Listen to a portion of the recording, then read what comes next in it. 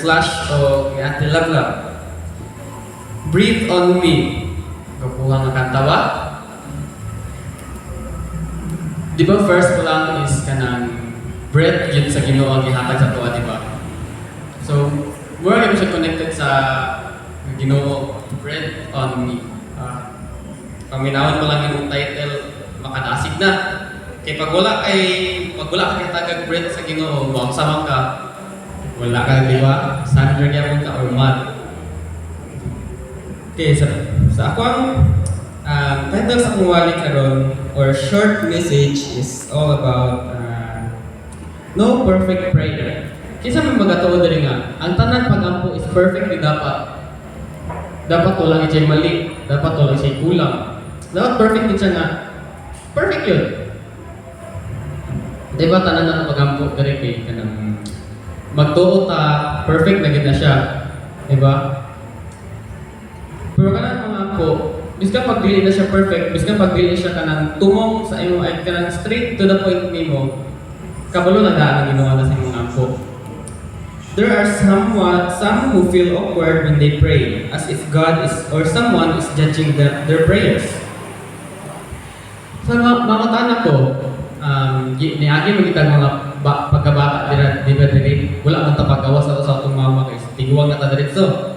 So sa una pag magampo mo nang sa atubangan din sa pulpit, ano ba mo makauna ba mo nga tanan. Pagkahuman sa inyo po is kanang muinay mo someone nga moingon nga nang mali ang imong prayer or kanang dili mo ang imong prayer, naway makaano makatik mo na. Di ba wala man kay sila po think po nila nga dili perfect ka lang prayer.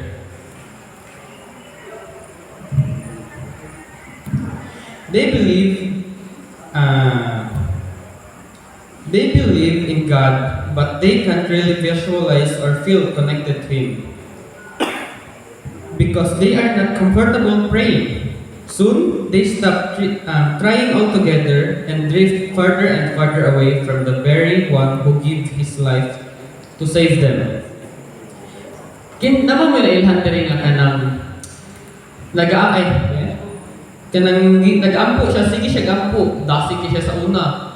Pero karon naka-feel siya nga kanang dili na gina-answer ang iyang prayers. Kama nag-drift siya, nag-backslide na, dinihan na. We should help them feel comfortable again, feel comfortable praying, feel comfortable talking to God. Because only in prayer we can communicate with God. Kung wala yung pagampo, kung saan man nato pag-communicate na wala, naundag na naman itong sacrificial, itong mga mag-sacrifice kag firstborn lamb, ito. Kung saan man nato kung wala ang prayer. So, dili ta makatalk sa Ginoo, di ba?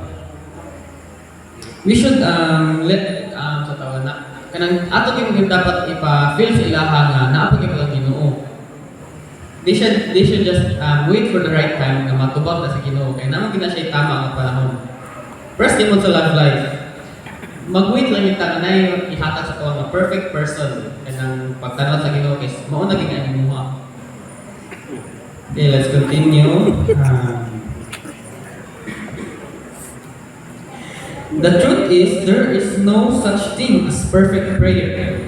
God just wants us to talk to Him heart to heart and friend to friend. And He truly listens, hears, and answers. Nagaingon diri, walay such thing nga perfect prayer. Walay such thing nga kanang dili kanang tama gyud. Hindi ka punta perfect, di ba? Hindi mo tapras na Ginoo nga perfect din siya. Wala siya sin, di ba? God just want us to talk to Him ng heart to heart. Ato yung i-tell ang atong mga desires sa iyaha. We should, ato kung una-una nga ng friend nato siya. Ato siyang masaligan. Dili para sa uban nga ng plastic lang. Mamino lang, pero pagkatalikod din mo, lipako na rin ka. Ato yung una-una nga ang Ginoo, huwag hindi siya one and only friend na to. Kung pag-abutan na ka ng mga problems. ay pwede man ka nang mag-share ta sa kanang uban nga friend nato ka na natay problema, pero kanang dili ka nang secret din nga secret sa yung problema. And he truly listens. He truly listens, hear, and answer when the right time. Biska pag ka nang ato ma-feeling ka nang dili ka tubagod, para sa tuwa, nanamukoy ka nang dugay nga ginaampo, para sa nang ka nang magkamotor. Gamo iba na ng magkamotor ko. Nag-ampo ko na sa una, pero wala ko natubag. Kaya hindi ako ginanak mga motor ko, kaya para sa nang sisika, aksidente. Hanggang sa time goes by, di ulit kong Davao. Ipaanto ko sa papalit to. Tingnan ako, nanak ko yung motor dito. Iyak ko gitsatan na yung motor sa kuwan. Imo na ka motor na ako sa una. So kato, nakating ko nga, murag naabot na lagi ako prayer. Dugay na kayo ng prayer pero kanang naabot ni Chewa. So, sa kato pa na experience, makauna nakatingkit ko nga kanang naapag yun ang Ginoo. Dili ni siya mawala. Kaya yan ang ito baga one of my prayers. You're not just an insignificant little human here on earth.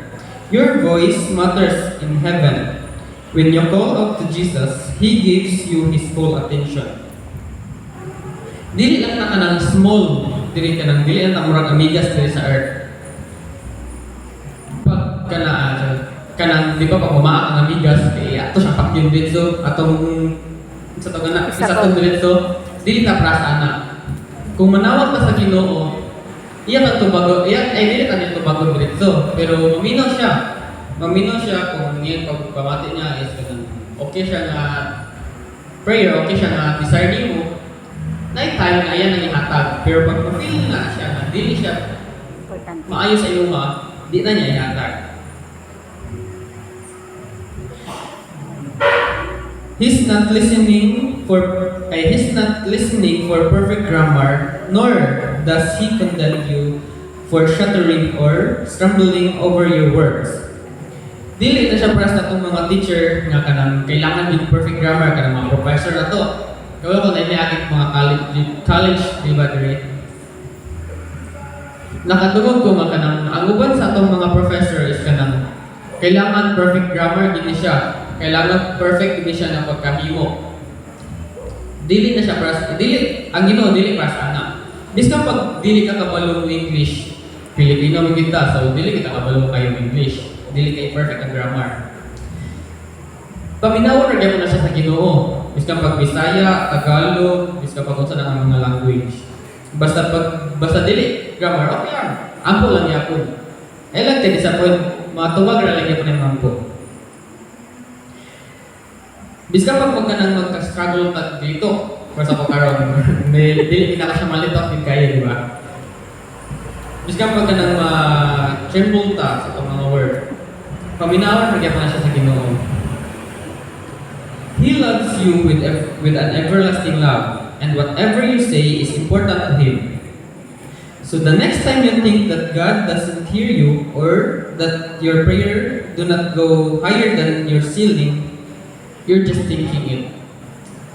Biska pag imong ginaako, kampo ka dira, kaman imong pagmati nimo is kanang dira ni sa ceiling. Di siya malapas.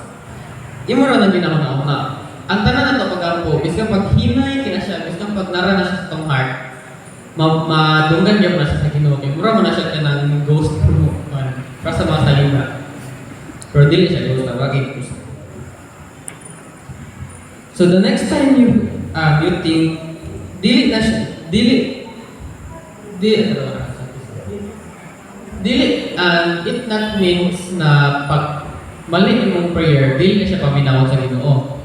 Paminawon ra gyud na siya sa Ginoo. So itong mga bata karon, okay? Sila Riri, di mo gini sila kabalo pa mampo.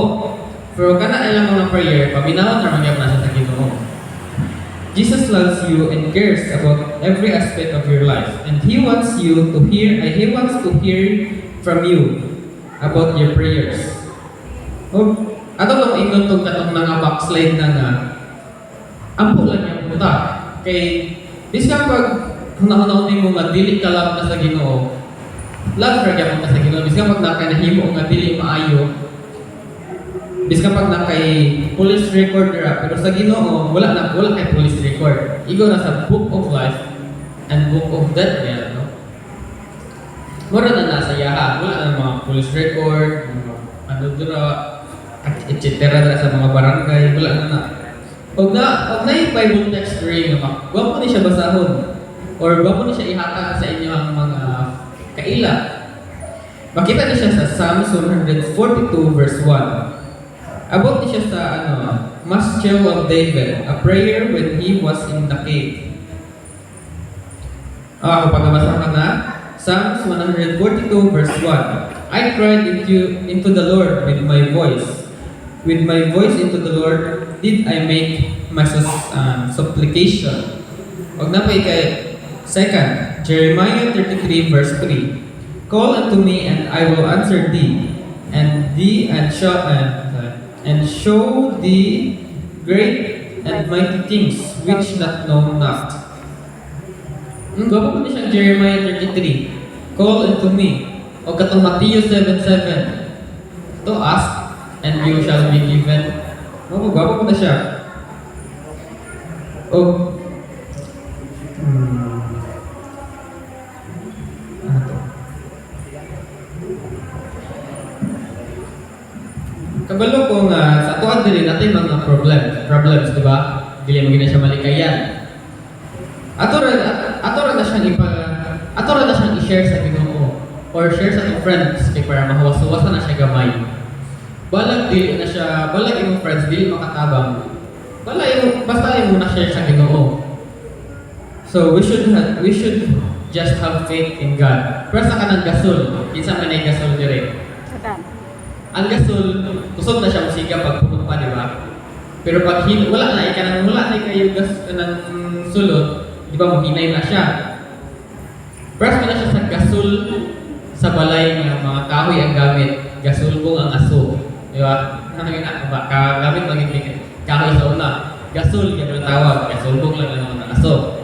Muli mo na siya. Dili na siya, mura siya aso nga. Dili, kanang dira na siya tamang sa ceiling. Pero ako ba anak, mangikyas, di ba? Manggawas. Mura di ba siya anak, pero ang prayer lang, mo diretso lang siya sa ceiling. Hindi na siya mo stay sa ceiling. We should just pray, and pray. As long as you can pray, Pray without ceasing. from the heart ni mo, pagkatubagon na sa Ginoo. Huwag mo na ito ang messenger. Amen.